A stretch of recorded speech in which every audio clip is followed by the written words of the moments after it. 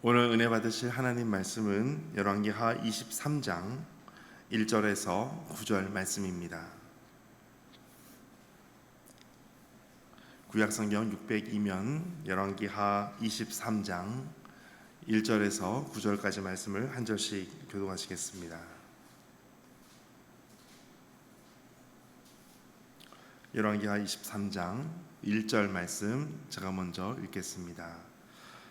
왕이 보내 유다와 예루살렘의 모든 장로를 자기에게로 모으고 이에 왕이 여호와의 성전에 올라가매 유다 모든 백성과 예루살렘 주민과 제사장들과 선지자들과 모든 백성이 노소를 막론하고 다 왕과 함께한지라. 왕이 여호와의 성전 안에서 발견한 언약책의 모든 말씀을 읽어 우리의 귀에 들리고 왕이 단 위에 서서 여호와 앞에서 언약을 세우되 마음을 다하고 뜻을 다하여 여호와께 순종하고 그의 계명과 법도와 율례를 지켜 이 책에 기록된 이 언약의 말씀을 이루게 하리라 하매 백성이 다 그 언약을 따르기로 하니라.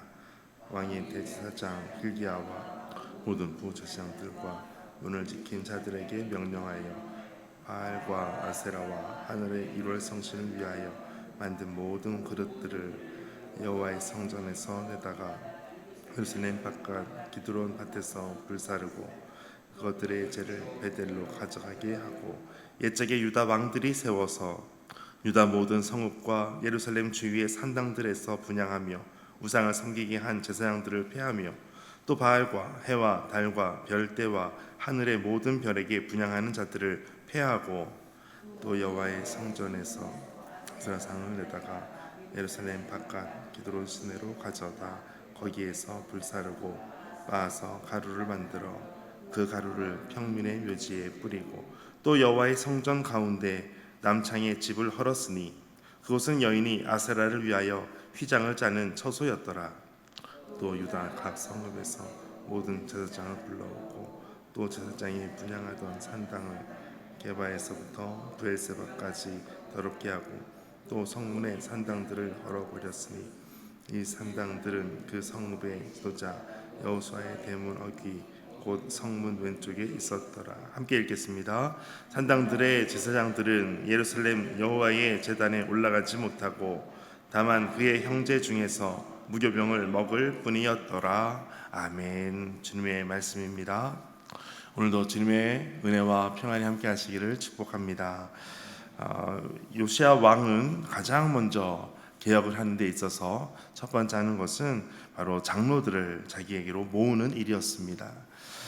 그래서 2절에 보니까 이에 왕이 여호와의 성전에 올라가매 여호와의 성전에 올라갔다라고 하는 것은 하나님께 이제 모든 것을 맡기고 의지하기로 다짐하고 결단하는 모습을 보여주고 있는 것입니다. 여호와의 성전에 올라가는 자, 여호와의 성루, 안전한 성루로 피하는 자에게 주님의 은혜와 또 하나님의 보호하심이 가득 넘치게 될 줄 믿습니다. 오늘 2절 마지막에 보니까 여호와의 성전 안에서 발견한 언약책의 모든 말씀을 읽어 무리의 귀에 들리고 그 성전 안에 또 성전 앞에 많은 사람들이 모이게 됩니다. 장로들을 먼저 모이게 했고 또 모든 사람 예루살렘 주민들, 제사장들, 선지자들 모든 백성이 노소를 막론하고 다 왕과 함께한지라. 어쩌면 가장 아름다운 모습이 바로 이때였을 것 같습니다. 남쪽 유다 왕, 유다 모든 역사 중에서 왕과 모든 백성들이 다 같이 하나님께 나아가는 모습들, 그 모습은 너무나 위대하고 너무나 아름답고 너무나 기록할 만한 그러한 모습이었을 거라고 그려지게 됩니다. 그때 여호와의 성전 안에서 발견한 언약책의 모든 말씀을 읽습니다. 그리고 우리가 그 귀에 다 듣게 됩니다. 특별히 언약책이다라고 하는 것은 율법책을 언약책이라고 말하고 있습니다. 하나님과 이스라엘 관계의 이 언약 관계를 되돌아보고 새롭게 한다는 측면에서 언약의 책이다 이렇게 표현하는 것입니다. 하나님의 율법책, 이 언약의 말씀을 붙잡고 이것을 다 같이 듣고 그 말씀을 다 이제는 다시 기억하고 있습니다. 특별히 3절에 왕이 단 위에 서서 왕이 여호와 앞에서 언약을 세우되 마음을 다하고 뜻을 다하여 여호와께 순종하고 그의 계명과 법도와 율례를 지켜 이 책에 기록된 이 언약의 말씀을 이루게 하리라 하매. 단 위에 섰다. 단 위라고 하는 것은 문자적으로 보면 기둥 옆에라는 뜻입니다. 그러니까 성전의 두 기둥, 야긴과 보아스 그 사이에 서서 왕이 이 언약을 세우게 됩니다. 요시야 왕의 종교개혁 세 가지로 볼 수가 있는데 첫 번째 바로 이것이었습니다. 언약을 갱신하는 것입니다. 유효기간이 다 떨어지면 그것을 다시 갱신해야 됩니다. 최근에 저도 카드 하나를 7월달까지인 줄 알고 있었는데 모르고 계속 썼다가 결제가 안 되는 겁니다. 그래서 다시 새로 받은 카드로 했더니 결제가 되는 겁니다. 갱신이 된 카드를 이제는 사용해야 되는 것으로 바뀌어지게 되었습니다. 아무리 좋은 카드이고 아무리 또 아직 멀쩡한 카드여도 유효기간이 지나면 그것을 사용할 수가 없습니다. 어쩌면 하나님께서 우리에게 주시는 이 말씀을 다시 한번 이스라엘 백성들과 함께 이 언약을 갱신하였다라고 하는 것은 하나님과의 이 모든 관계에 있어서 하나님께서 우리의 하나님 되시고 우리가 하나님의 백성이 되었다라고 하는 이 언약 관계가 가장 먼저 세워져야 그 다음에 모든 결제가 이루어지는 것처럼 요시야 왕은 가장 먼저 한 것이 바로 언약을 갱신하는 것이었습니다. 마음을 다하고 뜻을 다하여 여호와께 순종하고 그의 계명과 법도와 율례를 지키는 것, 이 책에 기록된 말씀대로 이 언약을 말씀을 이루게 하시리라 라고 하는 이 말씀을 다시 한번 기억하게 됩니다. 그리고 백성들이 어떻게 반응합니까? 3절 마지막에 백성이 다 그 언약을 따르기로 하니라. 모든 백성들이 함께 왕과 함께 하나님께서 영원한 왕이심을 다시 한번 선포하고 있습니다. 그리고 이제 두 번째 요시야 왕의 종교 개혁은 바로 우상을 파괴하는 것이었습니다. 4절 말씀 같이 읽겠습니다. 시작.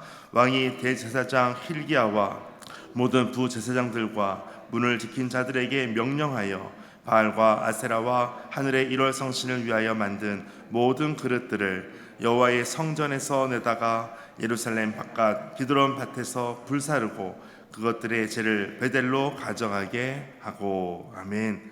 이처럼 우상을 파괴하는 것이 두 번째 개혁이었습니다. 특별히 가운데 보시면 여호와의 성전에서 내다가 여호와의 성전에서 이것을 꺼내어 갑니다. 그리고 5절에서도 산당들에서 분향하고 우상을 섬기게 한 제사장들에 대해서 그들을 폐합니다. 더 이상 하지 못하게 합니다. 또 바알과 해와 달과 별대와 하늘의 모든 별에게 분향하는 자들을 다 폐하게 됩니다. 우상 숭배와 우상 숭배를 앞장서서 나갔던 사람들을 다 폐하게 됩니다. 6절 또 여호와의 성전에서 아세라상을 내어내게 됩니다. 여호와의 성전에서 내어지게 되었다. 또 7절에도 여호와의 성전 가운데 남창의 집을 헐었다. 여호와의 성전이 얼마나 오염이 심각했는지를 볼 수가 있습니다. 이때 6절 마지막에 보니까 그것을 빻아서 가루로 만들어 그 가루를 평민의 묘지에 뿌렸다.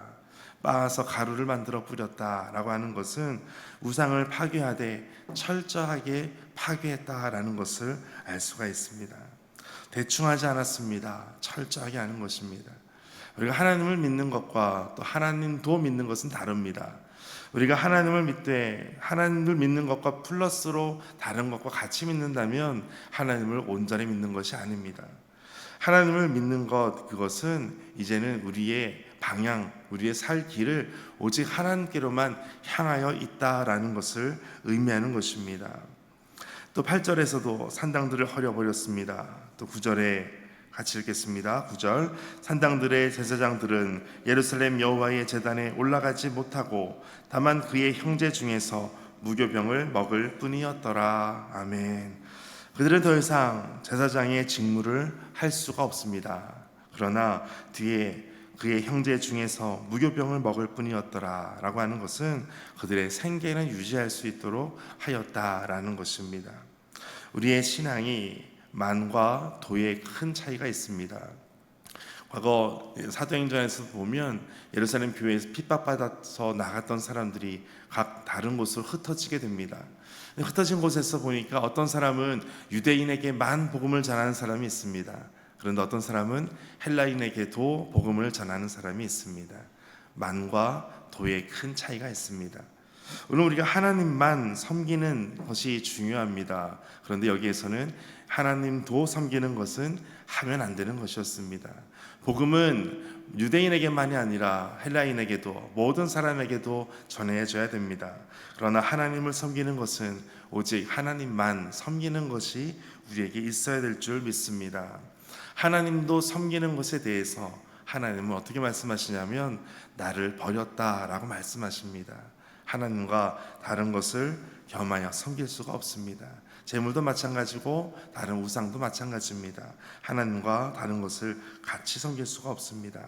오늘 우리가 말씀을 통해서 다시 한번 언약을 갱신하고 우상을 파괴할 때 철저히 파괴하고, 또 오늘 본문에 나와 있지 않지만 요시야 왕의 세 번째 개혁은 바로 유월절을 지키는 것입니다.